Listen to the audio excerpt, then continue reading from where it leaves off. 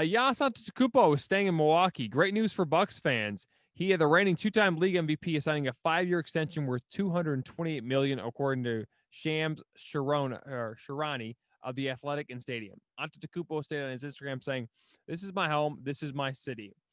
I'm blessed to be able to be part of Milwaukee Bucks for the next 5 years. Let's make these years count." The show goes on. Let's get it. The Bucks also acquired former Pelicans guard Drew Holiday and signed role players such as Bryn Forbes, Bobby Portis, DJ Augustine, and Torrey Craig.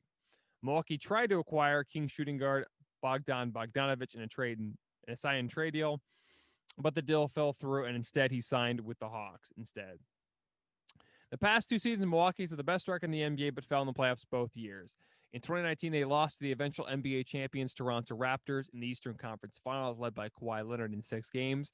They had a 2-0 lead early, but squandered it. And then last year, they ended up losing to Miami in 5 games in the bubble, where Miami went all the way to went all the way to the NBA Finals and challenged the Lakers to 6 games, despite not having Gordon Dragic or Bam Adebayo at 100%. My thoughts are this. Is this a good move for Giannis? I think he thinks it is. I'm not sure it is because I don't really know if Milwaukee's going to really have a chance to win anything. Do you think that current roster can compete for a championship? It can compete for the Eastern Conference, which is getting better. But when they go up against the big boys in the Western Conference, like the Clippers, Lakers, or even the Nuggets, maybe the Warriors, I don't think that's going to happen, but maybe.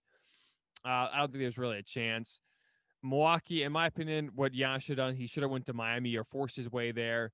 I mean, that team would have been almost unbeatable. That team was almost unbeatable with not without Giannis. And then when you bring in Giannis, I mean, that team could be unbeatable. However, they say no, and I think also Giannis feels a little loyalty because they were the ones that gave him a chance. We're the only one willing to draft him in the first round after playing for a very, very after playing for a very low league in Greece, who's a tier 2 league. So that's just great news, but I don't know if that really gets the Bucks any further than the time in the last few years. Is this the right move for Giannis? I don't think it is because I think he could have got paid not as much as he's getting paid, but still get paid in Miami a lot of money and play for a contender that will be in the playoffs as well, but they'll actually be for championships instead of getting bounced in the second or third round. So I don't think it's a good move for Giannis. I think again he does because he likes the extension. He wants to stay in Milwaukee. But man, if I was him, I probably would have jumped a chance to go to Miami because I just don't think this Milwaukee team has enough, even with the additions they had this year. Do the Bucks sign another superstar next year? The money is the question.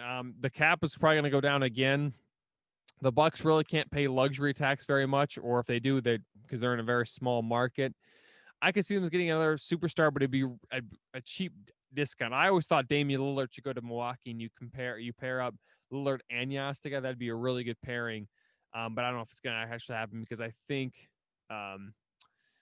Lillard really likes there in Portland and what they've got going there. But I don't really know who else they would sign and I don't think they have enough money really to go out after just giving Deshaun Watson, or not Deshaun Watson, I'm sorry, after giving Giannis Antetokounmpo the deal. So I don't know. I don't think they can because I just don't think they have the money. What's next for Milwaukee? Well, they got to start playing for the season. The season starts this Tuesday. They got to start competing for a championship. They have Giannis for the next 5 years, but if you want to add other guys or all other role players, I mean, you gotta go far. And I think they at least got to go to the Eastern Conference Finals. If they don't even make it to championship, I think that's a bust.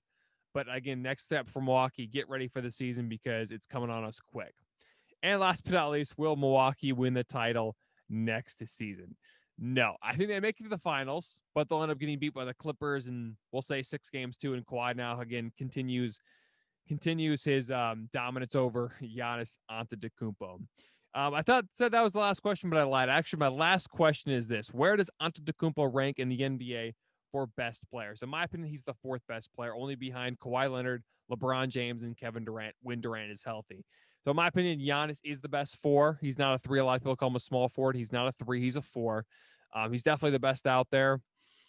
Yeah, so I rank him at 4, which isn't an insult. I think that's really good, especially with what he's had to do the last few years. But again, he's not better than guys like Kawhi or LeBron or Kevin Durant. So, but again, it's a compliment, not scrutiny. So I think Giannis is the 4th best player in the league, and I can't really see him being better than any of those 3 players I mentioned. Thanks for listening to the Sports Town Podcast, or the STP Pod for short. You can find us on Anchor, Spotify, Apple Podcasts, YouTube, and much more. We release new episodes every Wednesday and Friday. Also, follow us on Instagram, Facebook, and Twitter at Sports Town Podcast. If you want to check out more videos of the Sports Town Podcast, click on the left. If you want to subscribe to the channel, click on the right.